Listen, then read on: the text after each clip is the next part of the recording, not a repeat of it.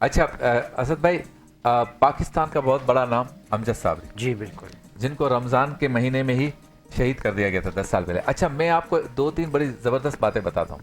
एक तो ये कि मुझे एक दफ़ा जी चाहा, जहन में ख्याल आया कि कराची का कोई तराना होना चाहिए और वो रिलेट करे हमारे दीन के साथ। तो मैंने एक तराना लिखवाया जिसका नाम था नबी के ग़ुलामों का शहर कराची, दुरूद व सलामों का शहर कराची, ये मीलाद शरीफ के दिनों में। बिल्कुल। तो अमजद साहब ने कहा ये मैं पढ़ूंगा। अच्छा, जबरदस्त। जब मैंने फ़ोन किया तो वो ख्वाजा गरीब नवाज के मज़ार पे थे, अच्छा। अजमेर शरीफ।